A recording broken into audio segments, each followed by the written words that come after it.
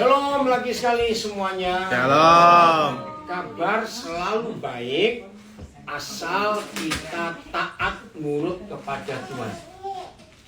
Amin. Amin. Kabar akan selalu baik, hidup kita akan selalu menikmati kebaikan Tuhan kalau kita taat nurut kepada Tuhan. Yes, amin. Enggak susah, enggak susah. Maka itu kalau ada di antara kita hidup ini rasanya berat sekali, berarti sedang tidak taat. Ya wes, itu aja. Itu cara kita memeriksa hati kita. Bukan menanyakan, aku kan sudah doa pagi Tuhan, aku ikut doa puasa, aku ikut doa ini, doa itu, kok begini hidupku? Bukan karena kurang doa, tapi karena tidak taat. Bukan karena kurang taat, beda. Oh, yang di Zoom bisa dengar nggak? Saya nggak pakai AirPod. Yang di Zoom, tolong jawab. Bisa. Saya, oke. Jadi kata kurang taat itu salah. Taat itu bukan kurang atau sedikit atau banyak, tapi tidak taat, nggak nurut. Maka akan ada masalah dalam kehidupan kita. Kenapa? Aku dari Bandung mau ikut Zoom. Oke, Zoom-nya tolong catat ya. Ini. Tak kirimnya coba. Iya, ya ya. Ya, yang biasanya itu yang sering kali kau kirim itu Zoom-nya sama. Gini 8111. ID-nya 813 kali 1193 kali 250. Passwordnya pesat. Kita huruf kecil ya. Pesat kecil. Iya. Jadi 8111 999 250 passwordnya pesat. Yang mau ikut boleh. Oke ya, saya ulangi lagi. Jadi kata kurang taat itu salah. Tapi tidak taat. Nah, itu. Maka kalau kita tidak taat, otomatis masalah itu akan datang. Roh Kudus tadi suruh saya memberikan tema pelajaran hari ini. Yang disebut masalah itu bukan karena tidak punya uang. Siapa yang percaya banyak orang tidak punya uang, hidupnya sukacita dan bahagia? Amin. Amin. Amin. Ada toh? Ada. Di Indonesia banyak kayak begitu. Nggak punya uang, berani punya anak lagi. Wih, itu keren sekali. Nggak amin. Dan bisa hidup lagi. Ya. Jelas nggak saudara? Maka itu masalah itu bukan karena nggak punya uang. Masalah bukan nggak punya rumah. Percaya banyak orang nggak punya rumah tapi tetap hidup? Amin. Enggak percaya. Amin. Saya. Di Philadelphia ini saudara bertahun-tahun, tapi jangan tanya saya siapa orangnya. Kalau ada yang tahu, sudah 8 tahun terakhir saya ini bolak-balik ke Philadelphia. Ada seorang ibu dari Indonesia. Saya nginep di rumah salah seorang saudara di Philadelphia. Nah, akhirnya saya sudah kenal. Kalau saya nginep di situ, ibu ini datang, maaf ya, jangan tersinggung. Dia pasti mandi. Nah, saya tanya pada yang punya rumah pertama kali. Loh, kenapa dia sering mandi di rumahmu ini? Yang punya rumah bilang, dia itu tinggal dengan orang yang nggak ada kamar mandinya. Oh iya, di Philadelphia loh. Nah, minggu lalu waktu saya di sini, lah saya ini ketiduran. Nah, sebelah rumah yang saya tinggali itu lagi gedok-gedok bikin betul rumah siang itu, karena saya juga mau keluar, saya nggak tahu mau kemana, semuanya pada sibuk, saya di rumah. Nah, saya tuh dengar orang ini ketok-ketok, tapi saya pikir tetangga, karena lagi kerja dok-dok-dok itu kan nggak tahu. Nah, ternyata lama-lama kok ngetoknya lain ya, bukan sebelah ini. Terus saya ngelihat ke jendela, ya ampun, orang ini hampir 1 jam. Saya bilang, maaf, saya nggak dengar. Ya nggak apa-apa, karena bapak kan tamu. Saya sudah tahu dia langsung mandi. Bayangkan, sekian tahun di Philadelphia, dia tinggal di rumah orang, nggak ada kamar mandi. Kalau mandi ke rumah orang ini. Dan saya lihat dia bahagia hidupnya. Nggak amin seorang. Amin. Jadi nggak usah jauh-jauh ke Indonesia. Di Philadelphia loh. Ayo kira-kira suruh mikir apa? Kira-kira mikir apa? Belum dengar? Ya sekarang harus dengar, saya kasih tahu kok.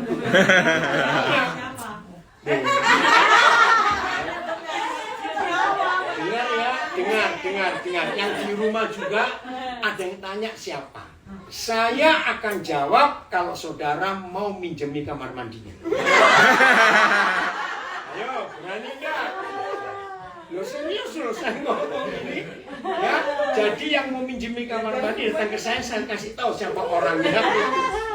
Dan dia ini di Philadelphia sudah 17 tahun. Ih, really? Iya, saya tidak tahu. Dia nggak buang air kecil? Kenapa? Nggak kencing? Aduh, aku nggak tanya. Nggak kencing, bukan urusan saya. Saya harus. Ya, nggak kencing pun bukan urusan saya nggak kencing.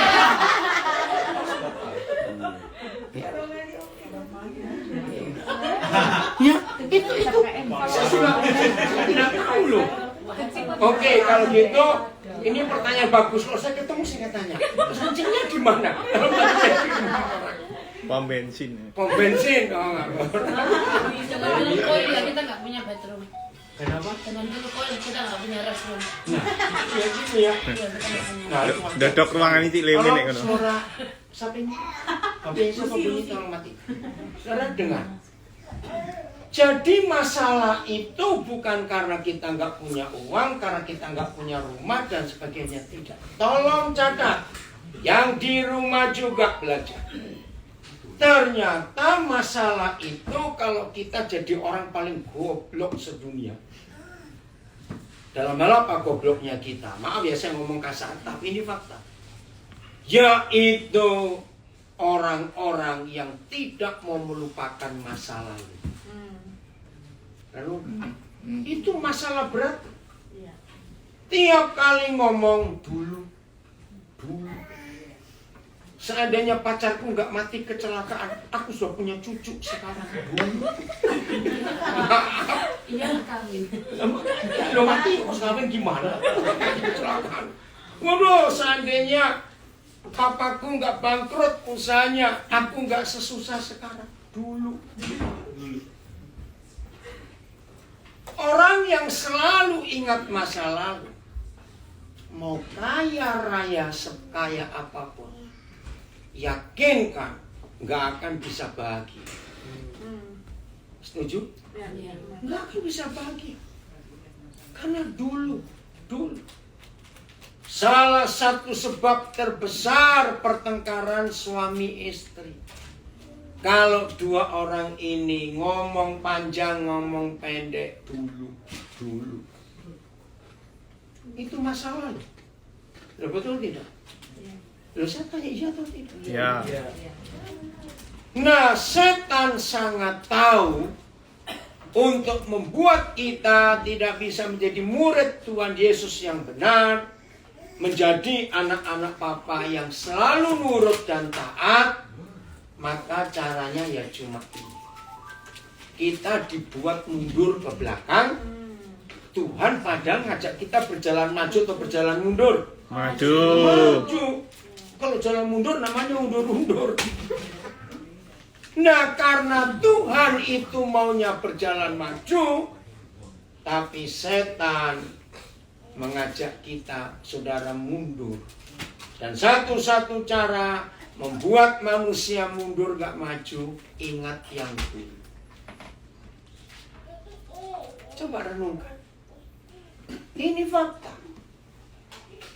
Dalam psikologi, kalau saudara belajar psikologi, ini pun dibahas.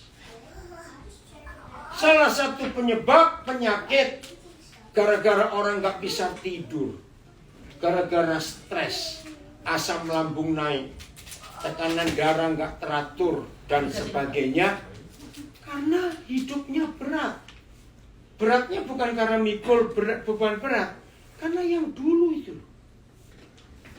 Saudara serius ya? Kira-kira benar nggak firman Tuhan ngajar kita seperti ini? Betul.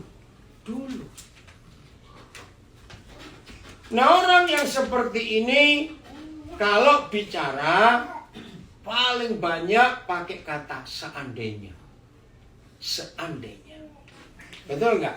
Nah, maka itu kalau ada orang sering ngomong pakai seandainya, lah ini orang masa lalu. Karena dia ingat yang dulu. Nggak bisa eksis di hari ini. Saudara percaya orang kayak begini akan capek walaupun sedang nggak kerja? Jawab, iya atau tidak? Iya. Dia akan capek. Padahal nggak kerja, nggak angkat apa-apa. Terus orang-orang seperti ini ada apa? Jangan terganggu. Kenapa? Jangan main HP ya. Ayo dengar firman. Kenapa? Hah? Ada masalah? Oh ya, dengerin. Orang seperti ini pasti orang yang paling capek sedunia. Kenapa? Saudara, saya tanya kepada saudara. Peristiwa yang sebetulnya nggak berat terjadi di masa lalu. Tapi tiap hari orang itu mengingat masalah itu. Ilustrasinya begini. Hai, mau kemana kamu? Mau kunci pintu. Oke. Ada ilustrasi bagus.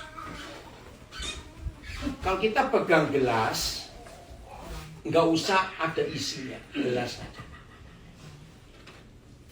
Gelas itu rata-rata beratnya berapa gram? Jangan bilang 1 kilo. Gelas apa itu? Berapa gram? Paling 30 gram, 40 gram ya. Kalau dipegang 1 jam, rasa berat nggak? Berat. Enggak. Belum. Tapi kalau sudah berjam-jam dan berhari-hari nggak diturunkan, jadi berat nggak? Nah, seperti itu masa lalu. Saya ulangi lagi, kejadian itu ya sebetulnya ringan. Tapi dibawa terus setelah 7 tahun, jadi berat. Berat. Nah, itu kalau satu kejadian. Bukankah dalam hidup kita, coba renungkan, sehari bisa ada masalah, ada berapa masalah yang kita hadapi dalam hidup? Rata-rata. Jawab kira-kira aja. Sehari ada berapa? 2 atau 3, bisa lebih. Bisa lebih. Nah, masalah-masalah itu akan tetap ada, mau ataupun tidak mau. Betul atau salah kalimat? Betul. Tetap akan ada. Nah, bayangkan sudah sekian tahun saudara tinggal di Philadelphia, sudah sekian tahun kita hidup. Kalau yang dulu-dulu dikumpulin, bisa bayangkan hidup jadi apa itu? Enggak gila jauh. Betul enggak? Enggak gila jauh. Nah, saya tanya ini. Biasanya disebut yang dulu. Ayo, biasa disebut yang dulu. Itu seringkali negatif atau positif? Negatif. Ayo, yang lain jawab dong. Disebut yang dulu itu biasanya negatif atau positif? Jelas negatif. Nah, bayangkan saudara dalam hidup ini, satu peristiwa saja itu negatif.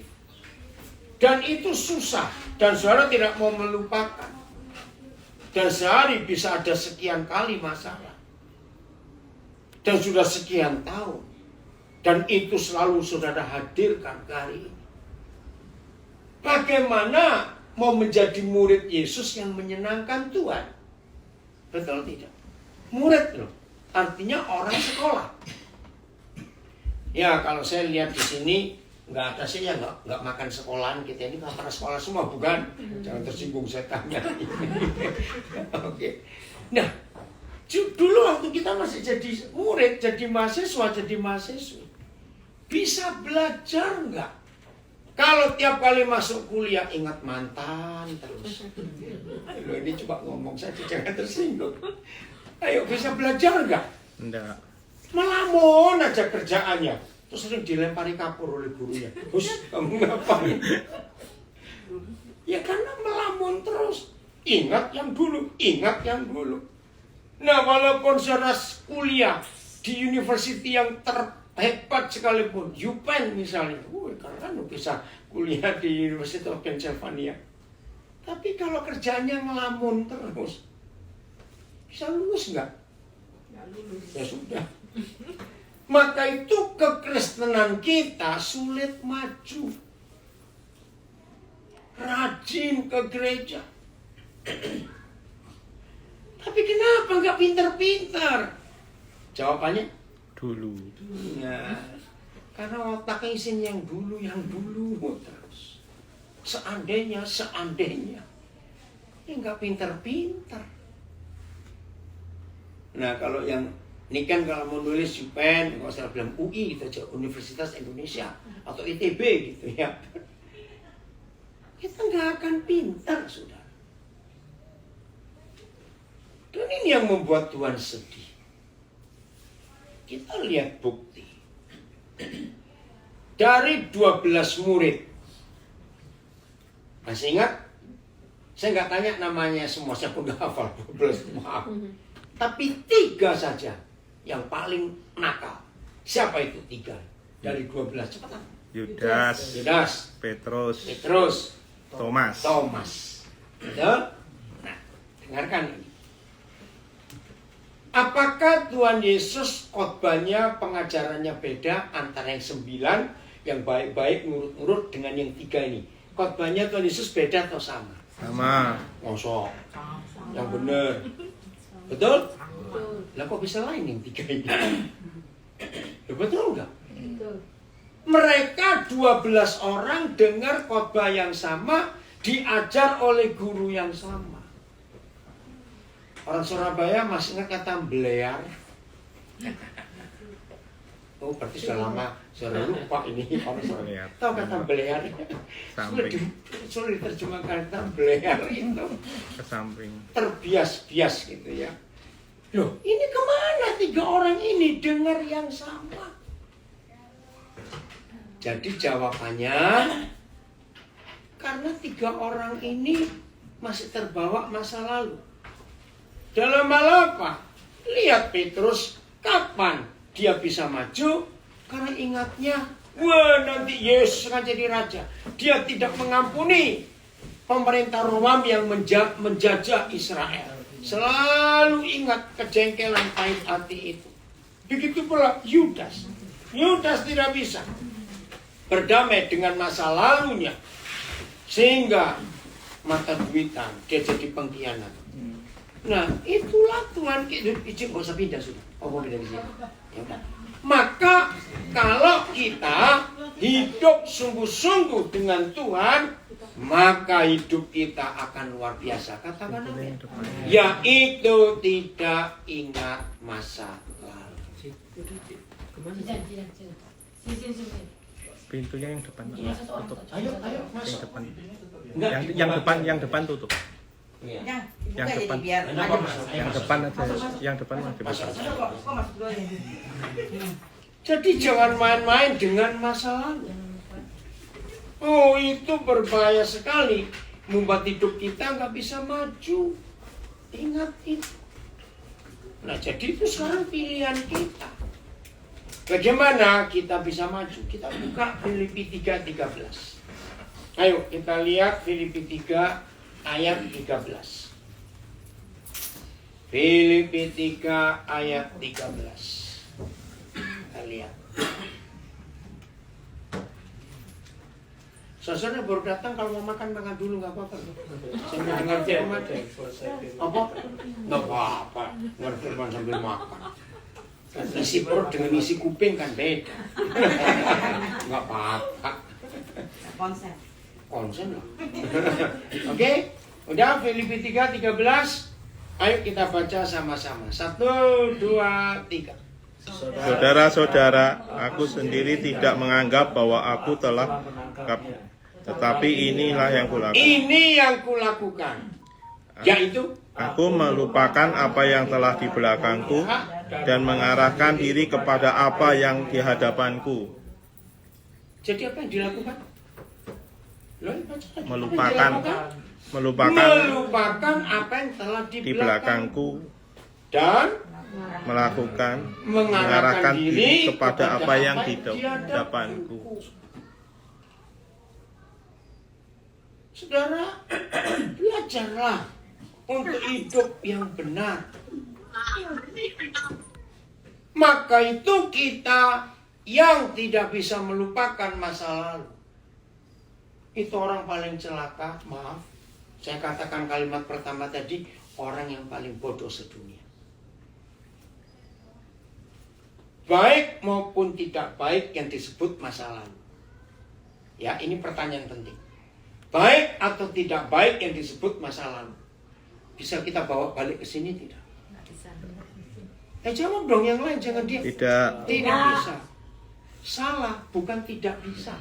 Tidak Nah, perlu. selama bukan cuma tidak mungkin. Nah ini loh. Selama saudara berkata tidak bisa, tidak mungkin, berarti masih bisa, masih mungkin. Masalahnya nggak perlu.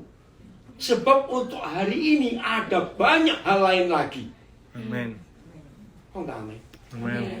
Sekarang sudah jam 7:30 lebih. Kalau dihitung sampai jam 12 masih ada 4 jam setengah. Setengah 9. 9:30. Oh, 9:30, maaf. Masih ada 3 jam setengah. Saya tanya, 3 jam setengah ini bisa nggak terjadi macam-macam yang kita nggak tahu? Bisa. Nah, bayangkan untuk hari ini yang kita jalani sudah 21 jam sekian, sudah berapa banyak yang terjadi sejak jam 12 malam tadi malam. Dan ngapain kita bawa masa lalu ke sekarang? Lo ngerti nggak maksud saya? Jadi bukan tidak mungkin, bukan tidak bisa. Ngapain goblok? Lo ngerti nggak kalimat ini? Ngapain? Ayo kita nantikan yang 3,5 jam ini ada apa lagi? Yang di Indonesia dengar. Jadi, I don't know. Mungkin I don't know. Ayo dong. Kita mau apa coba tahu. Ngapain? Betul nggak saudara? Saya ulangi lagi ya. Semanis apa masa lalu, sepahit apa masa lalu, nggak bisa kita bawa balik ke sini. Karena setiap saat, catat, bukan setiap hari, bukan setiap jam, setiap saat bisa terjadi sesuatu nggak di hidup ini. Bisa. Ya sudah. Lebih baik kita menantikan yang belum terjadi daripada kita ngurus yang sudah lewat. Oh enggak amin. Amin. Yang sudah lewat ya biar mau diapakan. Iya sudah, nggak bisa kita balik. Maaf, kalau ada di antara kita masih terkena tahun 2021 itu tahun yang mengerikan, sudah. Khususnya bulan Juli dan Agustus, waktu Corona Delta itu. Iya. Saya tuh sampai pagi itu bangun takut buka HP, karena pasti dengar siapa lagi yang mati. Betul itu. Saya ini selama jadi manusia belum pernah saya setakut bulan Juli Agustus 2021. Satu ya. Apalagi saya punya teman begitu banyak. Minimal 1 hari dengan orang yang saya kenal itu meninggal. Itu ngeri loh saudara. Sampai malam kalau mau tidur, bilang Tuhan jangan ada kabar lagi. Siapa lagi besok yang meninggal? Karena ngeri sekali. Memang menyedihkan. Tapi seterjadi mau bagaimana? Loh betul enggak? Ya. Kita jalan saja dalam hidup ini. Maka ada istilah anak-anak muda, jangan, harus move on, tau?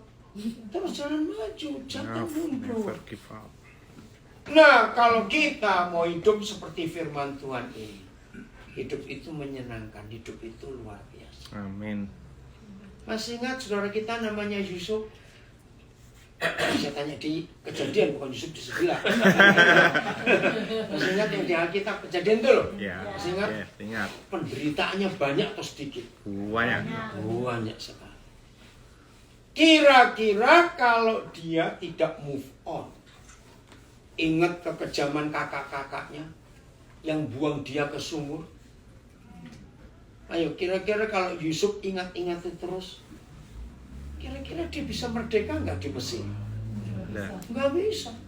Karena penuh dengki, kepahitan, dendam. Awas kak.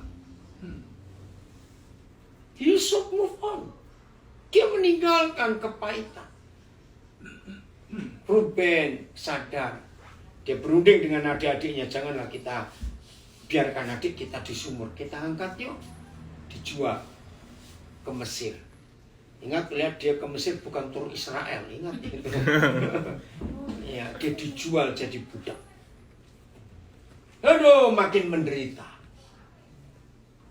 Jadi sudah double penderitaannya. Betul? Tidak. Karena yang sumur dilupakan. Jadi penderitaan baru. Lo ngerti nggak maksud oh saya? iya. Nah, ya toh itu Ya. cara mikir. Nah, Tuhan beri kesempatan Yusuf enak sedikit. Potifar sayang betul pada Yusuf. Karena Potifar melihat budakku yang satu ini kok beda dengan yang lain-lain. Masih ingat ya? Ya, Lalu Potifar ngapain? ngambil kan. Yusuf tinggal serumah. Yang lain tinggal di barak. Wah, Yusuf disayang Potifar, dimanja. Sampai hidupnya luar biasa. Coba buka Kejadian 39 ayat 4. Cepat buka. Kejadian 39 ayat 4. Ini karena Yusuf tidak mau ingat masa lalunya yang pahit. Maka itu dia bisa berubah. Udah, Kejadian 39 ayat 4. Baca serentak ya, serentak. 1, 2, 3. Maka Yusuf mendapatkan kasih tuannya, dan ia boleh melayani dia. Kepada Yusuf diberikan kuasa atas rumahnya, dan segala miliknya serahkannya pada kuasa Yusuf. Hebat gak? Loh, hebat gak? Budak loh. Maaf ya, kalau saudara di Indonesia, saudara punya pembantu. Sehebat-hebatnya pembantu. Saudara percayakan kunci kamar, kunci berangkas, kunci lemari? Enggak mikir dong. Loh, ini ayat ini luar biasa. Yusuf itu begitu disayang dan begitu dipercaya. Sampai apa tadi? Itu semua. Puasa. Ya, ada apa? Yusuf baca ayat Segala jangan Kekayaan. Segala miliknya diserahkan. Nah, dan kepada- segala miliknya. Kira-kira Potifar itu kaya enggak? Kaya. Lebih kaya saudara atau kaya Potifar? Cuma ngomong kok ini. Segala miliknya diserahkan pada Yusuf. Jawab jujur. Kalau Yusuf masih punya dendam kepada 10 kakaknya, bisa dia jadi orang merdeka di rumah Potifar? Enggak. Enggak. Pasti dia tiap kali kerja gerger giginya bunyi. Saya tanya, kamu tuh ngapain makan gigi? Ingat kakak-kakakku. Loh ya atau tidak? Kira-kira begitu enggak? Kalau ingat yang dulu, ingat yang dulu.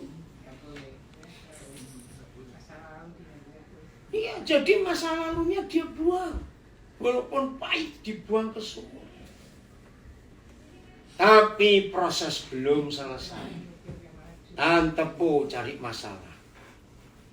Tahu Tante Po? Potifar. Tante Potifar, saya Po gitu. Senyapu. Oke? Cari masalah. Langsung nasibnya berubah. Baca ayat 19. Kejadian 39. Baca. Ayo, cepat. 1, 2, 3. Baru saja didengar oleh tuannya perkataan yang diceritakan istrinya kepadanya. Ya. Begini begitu aku diperlakukan oleh hambamu itu, maka bangkitlah amarahnya. Wajar nggak Potifar marah karena istrinya digoda? Tapi ini kan fitnah. Begini begitu budakmu tuh memperlakukan aku. Habis riwayat Yusuf. Terus ayat 20, lihat. Wih, ngeri sekali.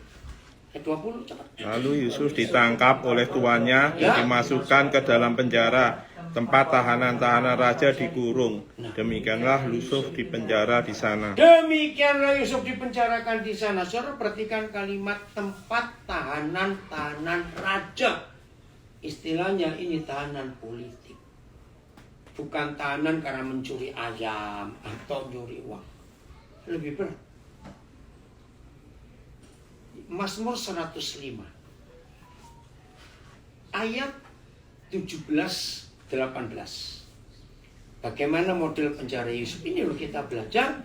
Yusuf Mazmur 105 ayat 17-18. Nah, kita belajar begitu banyak penderitaan Yusuf, tapi kok dia bisa menang?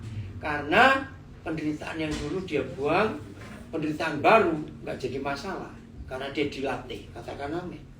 Udah ayat 17 105 Ya. ayat 17 ya. 1 2 3. Ayo ulang-ulang serentak. Wah, belum semuanya. 1 2 3. Diutusnyalah seorang mendahului mereka, Yusuf yang dijual menjadi budak. Oke, stop. Diutusnyalah. Nyanya huruf besar, huruf kecil. Nah, ini loh yang hebat dari Yusuf. Nyanya itu siapa? Tuhan. Padahal faktanya siapa yang bawa dia ke Mesir? Ada. Kakaknya. Lihat atau tidak? Belajar dari Yusuf, melihat masa lalu itu dengan positif. Bukan kakak-kakakku yang menyuruh aku ke Mesir, yang menjual, bukan. Tuhan. Amin atau aman? Amin. Betul? Ya.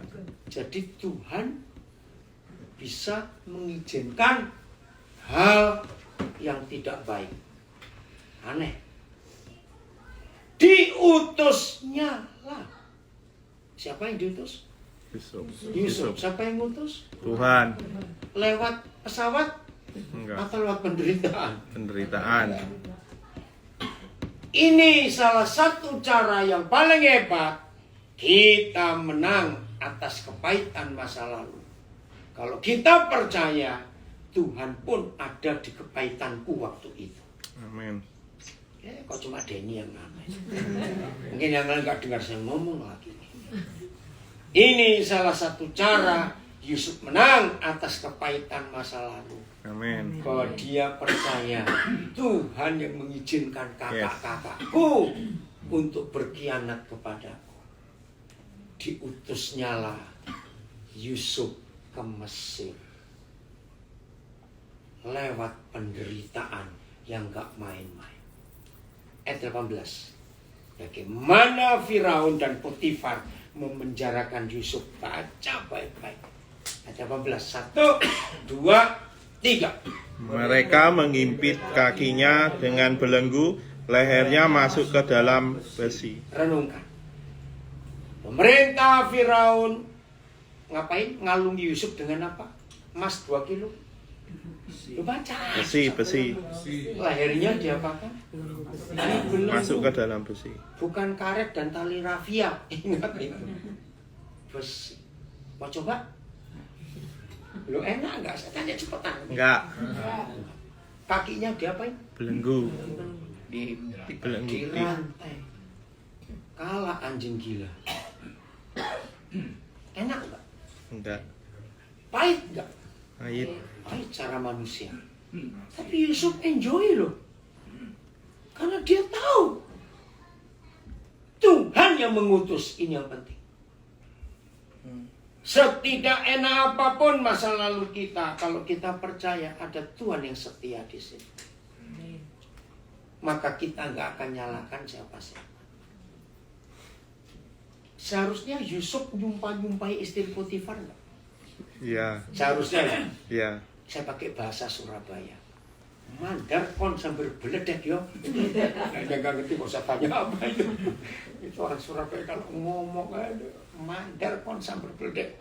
Kiranya yang kau disambar petir. Itu kalau Yusuf orang Surabaya. Untung dia orang Philadelphia. Lu nggak percaya, ya. Saudara, lihat.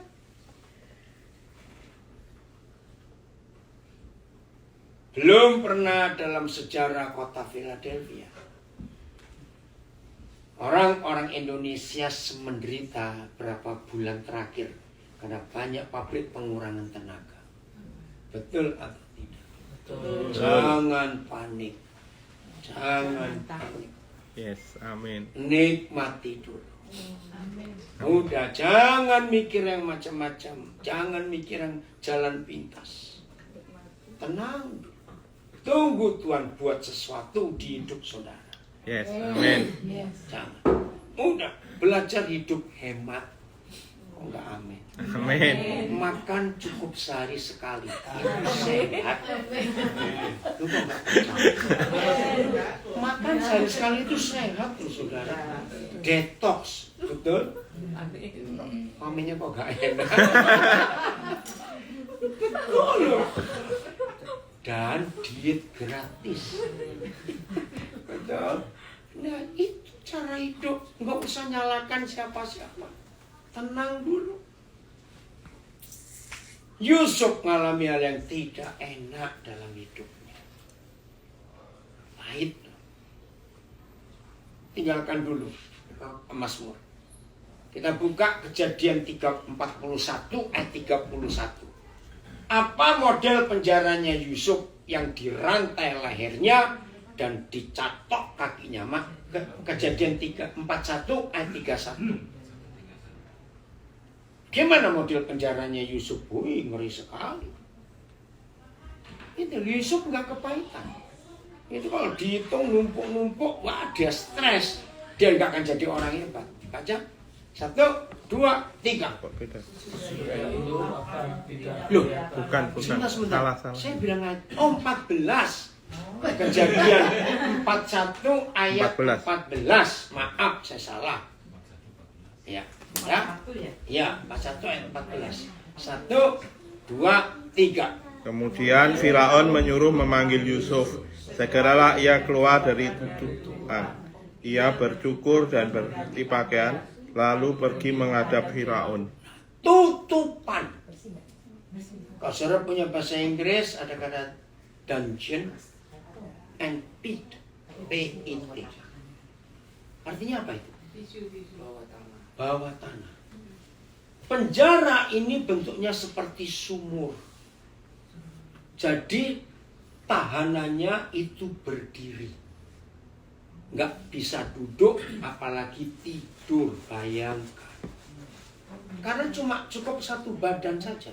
Dan tidak ada jendela atau sinar matahari. Coba meram sebentar. Ditutupan, di dalam tanah, lehernya dirantai, kaki dirantai. Bayangkan. Yang di Zoom, hei, matikan, mute. Karena ayo mikir sebentar. Maaf. Kencing, berak, berdiri. Di situ. Loh ya, karena tutupan. Sudah bayangkan. Maka itu kalimat terakhir ayat 14. Begitu Firaun memanggil Yusuf, Yusuf harus apa? Ada dua hal. Baca. Bercukur dan Cukur. berganti Kenapa pakaian. bercukur? Gondrong. Sudah nggak karuan. Nggak kena sinar matahari. Pernah waktu winter begitu jelek cuacanya sehingga nggak ada matahari seminggu saja. Enak nggak suasananya? Itu nggak tahu berapa tahun. Terus setelah cukur ngapain? Berganti pakaian. Kenapa ganti pakaian? Bau. Kotor, bau nggak bisa. Harusnya Yusuf bagaimana? Marah. Apalagi cepetan. Kecewa. Bisa nggak kepahitan? Dengar. Bisa nggak dia marah dengan Tuhan? Bisa. Kenapa Tuhan? Mundurlah sebentar. Apalagi Yusuf itu taat. Betul? Ya. Coba lihat Kejadian 39 lagi. Ayat yang ke-10. 10. Ya, mudah-mudahan betul. Ngapain itu istri Potifar? Membujuk. Ya, ayo baca. Ayat 10, Kejadian 39. Walaupun dari hari ke hari Dari perempuan hari ke hari. Jadi, berhari. tiap hari, berhari-hari. Ngapain? perempuan itu Istri membujuk Potifar Yusuf. membujuk Yusuf untuk Yusuf tidak mendengarkan bujukan untuk itu apa? untuk tidur Untuk tidur di dengan dia. sisinya. Tapi Yusuf, Tidak. baca Yusuf. Yusuf tidak mendengarkannya. mendengar. Maaf ya, saya cuma ngomong. Untung Yusuf bukan orang Indonesia. Loh, apa hubungannya? Maaf. Potifar itu pejabat tinggi kerajaan Mesir. Maaf ya, orang Indonesia yang paling kenal mumpung. Oh, mumpung ini. Dikit-dikit mumpung. Ada yang sama, oh mumpung itu ada sale. Oh, mumpung gratis. Mumpung. Iya. Nah, saudara, kalau Yusuf mau dengan istri pejabat tinggi, nasibnya berubah nggak?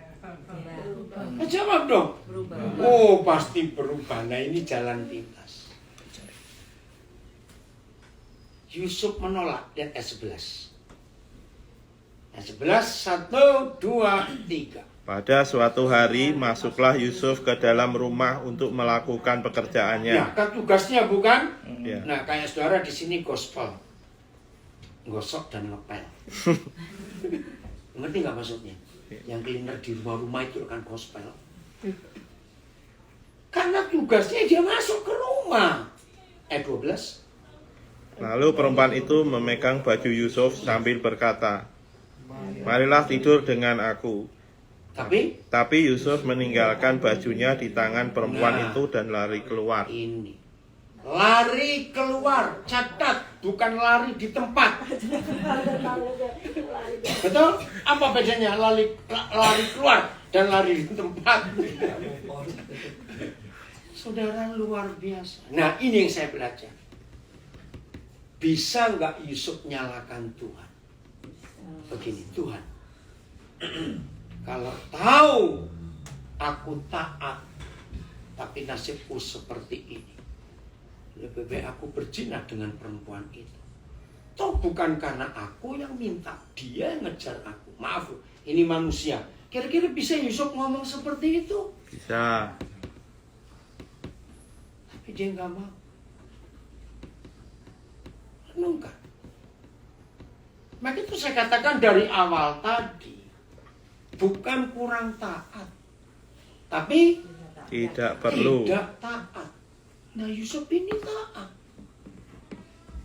Saya tanya lagi, ini manusia loh. Apalagi Yusuf itu masih muda waktu itu. Masih sangat muda. Coba baca 41 ayat yang ke-7 atau ke-6. Yusuf umur berapa waktu yang dia menghadap Firaun? Nah, dia di penjara sekian tahun. Jadi umur berapa ini anak waktu digoda oleh istri Potifar? Ayat berapa? 7 atau 6? Yusuf umur 30 tahun itu loh. Kejadian 41. 6 ya? Ya, betul. Coba baca.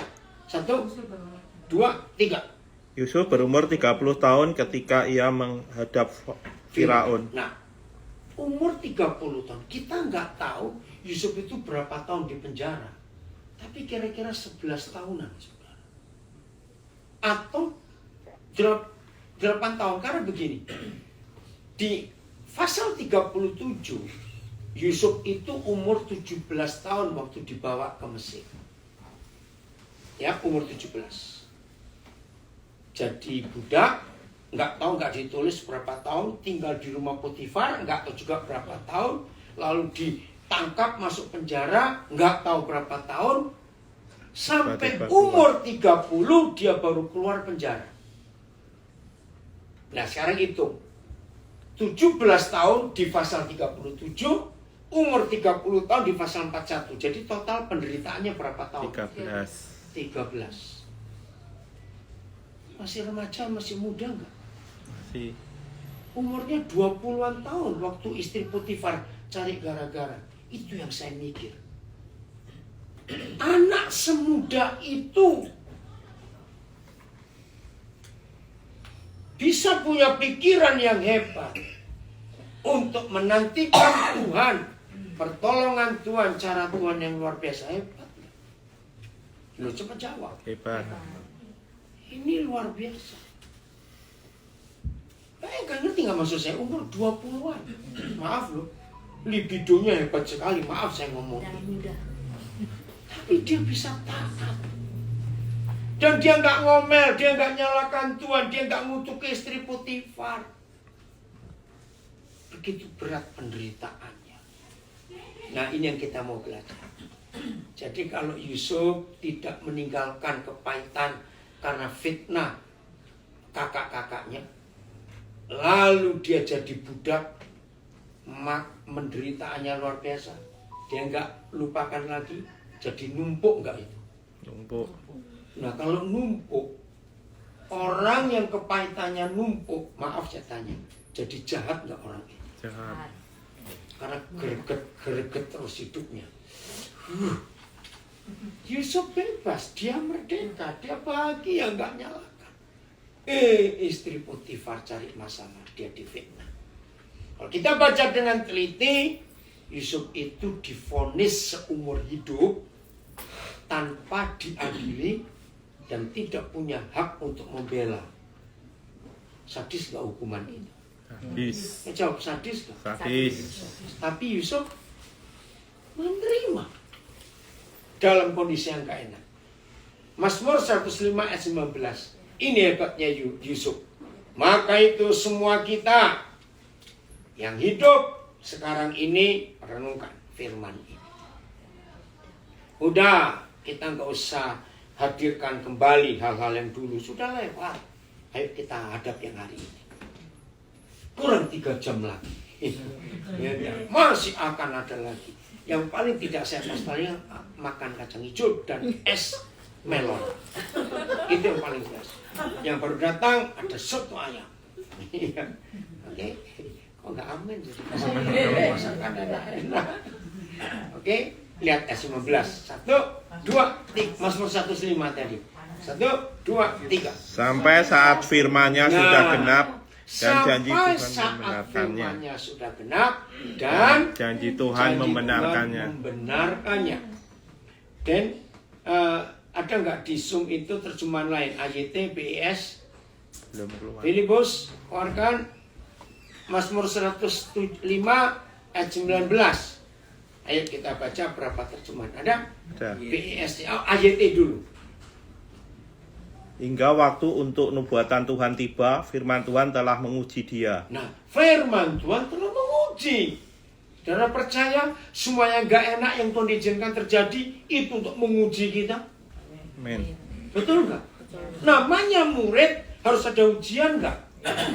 Iya. Mana ada sekolah iklannya? Inilah satu-satunya sekolah, gak usah ujian, langsung lulus sarjana. Ada yang mau sekolah di situ? Walaupun gak bayar? Yang mau sekolah goblok betul. Iya ada. Nggak banyak, nggak mau justru. Firman mengujinya. AYT. Apa BIS? BIS ya. Ya. Akhirnya terjadilah yang ia ramalkan. Ia dibenarkan oleh perkataan Tuhan. Wih, luar biasa. Terjadi yang Tuhan nubuatkan. Ada TSI-nya enggak? Biasanya sulit perjanjian terjemahan lama enggak ada ya. Coba FIA-nya Filipus yang paling bawah. Ini firman Tuhan. Begitu kita nggak bisa ingat yang dulu-dulu terus ngapain? Ya. Siapa yang belum ngampuni tetangganya 2 minggu mau berangkat ke Amerika, sudah difitnah. 11 tahun di Philadelphia masih dendam pada tetangga itu. Oh belum kamu kita aja. Betul? Ampun. 11 tahun ngapain diingat-ingat terus? Ada FIA? Enggak ada. Ada di paling bawah. Ada Filipus FIA? FAYH. Enggak ada. Filipus. Firman Allah yang hidup, Pak. Iya, makanya ada. Bacakan. Si download. Download. Jadi turun naik. Enggak ada. Ayo Filipus. FAYH. Enggak ada. Yang tulisan bahasa Indonesianya dipencet. Oh, yang mana? Yang Filipus ya, Yana? Iya, harus Bukan iya. yang di sini. Yang nomor 3 bahasa Indonesia. Iya. Nah, Ya?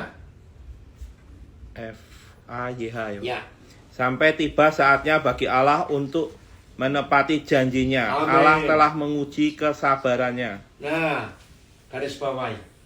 Papa menguji kesabaran Yusuf. Sekarang nggak main-main. Pengen tahu hasilnya? Loh, saya tanya. Kalau nggak tahu, saya nggak ngomong. Pingin. Pengen tahu hasilnya? Pingin. Diuji kesabarannya, dites oleh penderitaan yang ngeri tadi itu. Kejadian 41. Kita baca mulai ayat yang kelima.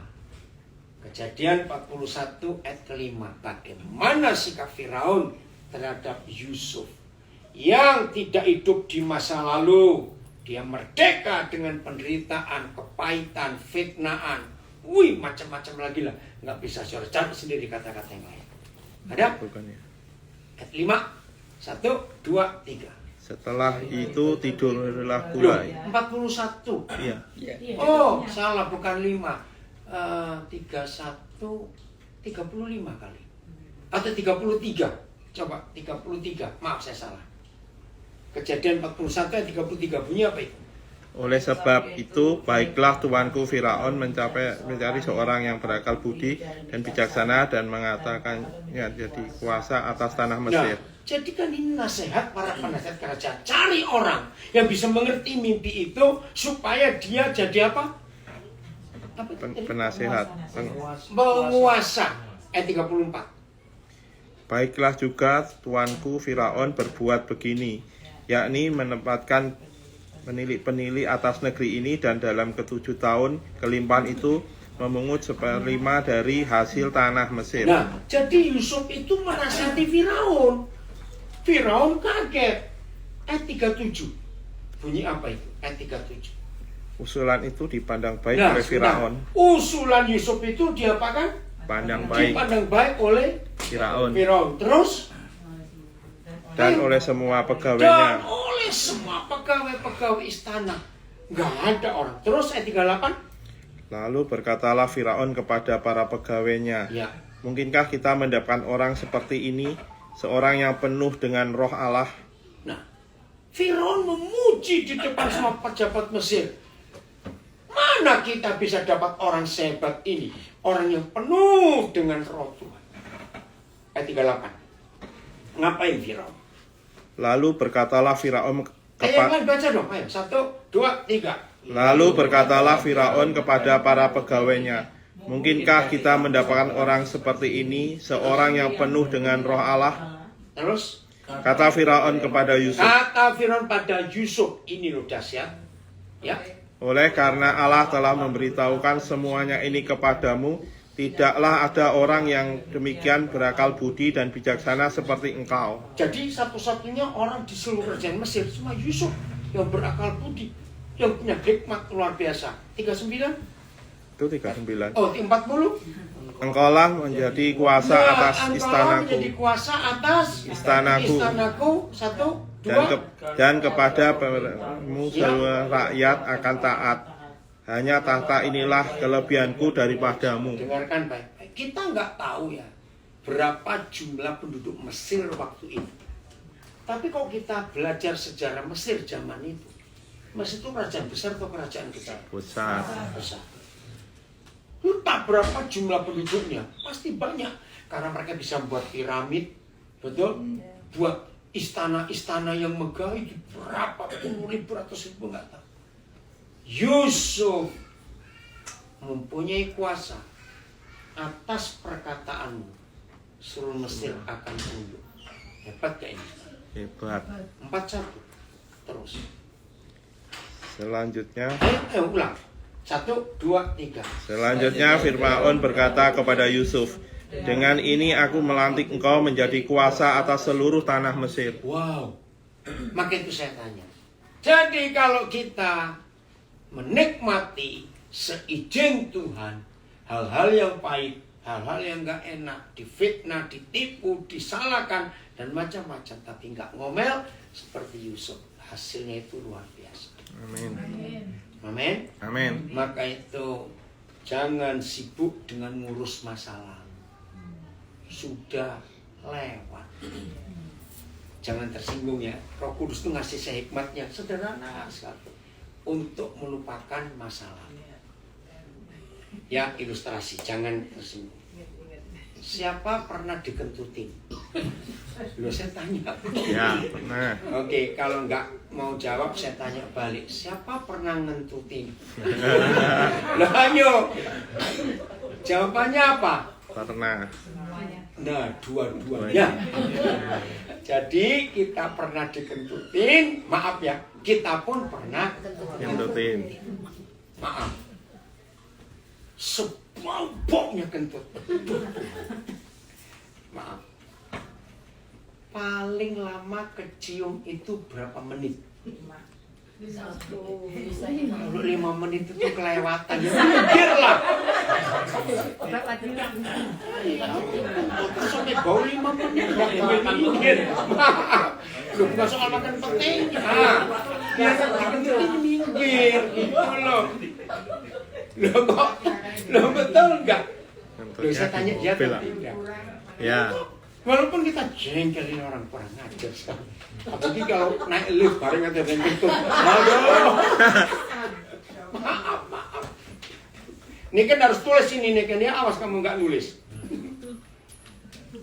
Walaupun nggak enak dikentutin dan bau kentut, jangan marah karena kita pernah ngentutin orang. Nah ini nggak berani amen, Mas. Betul? Oke, bukan itu masalahnya. Apa yang terjadi pada orang kalau kentut itu masalah? Kalau kentut itu sebuah persoalan di masa lalu, suami istri pernah saling nyakiti, itu saya anggap itu kentut. Mungkin nggak ada orang bau kentut 10 tahun nggak hilang-hilang. Lu jawab cepet. Enggak. Nggak ada? Enggak. Bohong. Ada. Bahkan kentut 20 tahun lalu masih tercium sampai hari ini karena hidungnya rusak. Lu ngerti ilustrasi ini? Artinya peristiwa 20 tahun lalu saudara masih ingat sampai hari ini. Loh, ngerti maksud saya? Goblok gak? Goblok. Goblok kan ya? Saudara, ayo bertobat. Bayangkan hidup ini jadi apa? Kalau kentut tahun 74, kentut tahun 81, kentut tahun 93, kentut tahun 2004 masih tercium sampai hari ini. Dikumpulin semua bau-baunya itu. Loh, ngerti ilustrasi ini? Secara logika, nggak ada loh orang kayak begitu. Tapi kalau saya ngomong pakai istilah persoalan, ada nggak orang? Loh saya tanya kok. Ada. Soal saudara. Ada. Ada nggak? Ada. Nah itu orang yang paling goblok sedunia itu. Setuju? Setuju. Lupakan yang sudah lewat. Kita lihat yang ke depan. Amin. Amin. Ada banyak yang ke depan ini yang Tuhan percayakan buat kita. Hal-hal yang dahsyat seperti Yusuf. Kalau dia nggak mau meninggalkan sumurnya, walaupun dia sudah keluar dari sumur, bisa nggak? Walaupun dia sudah diangkat dari sumur oleh Ruben, tapi dia masih ingat di sumur itu kayak apa? Loh, bisa nggak? Bisa. Bisa nggak Yusuf masih ingat bagaimana kejahatan di perbudakan di rumah Potifar? Bisa. Dia bisa ingat-ingat penderitaannya di penjara? Nah, tapi Yusuf nggak mau. Karena dia tahu ke depan akan ada hal-hal yang luar biasa. Saudara, kita sudah tinggal di tanggal 6. Kami yang di Amerika masih tanggal 6 Mei. Di bagian Asia sudah tanggal 7. Sudah tinggalkan. Walaupun baru 6 hari ini kita jalani bulan yang kelima. Yang di Asia sudah baru hari ke-7. Masih banyak hal yang luar biasa ke depan. Senang kalau hidup seperti itu? Ya, senang tidak? Nah. Senang sekali. Jadi Mau ada orang bodoh di antara kita? Enggak. Loh, dalam hal apa kita nggak mau bodoh? Ayo, dalam hal apa kita nggak mau bodoh? Segala hal. Iya, buang masa lalu. Tertawa dengan masa lalu. Lihat ke depan, ada perkara-perkara yang luar biasa. Tuhan memberkati kita semuanya. Jadilah orang-orang hebat ya. Tahu dong, cuma bulan aja. Jadilah orang-orang hebat. Haleluya.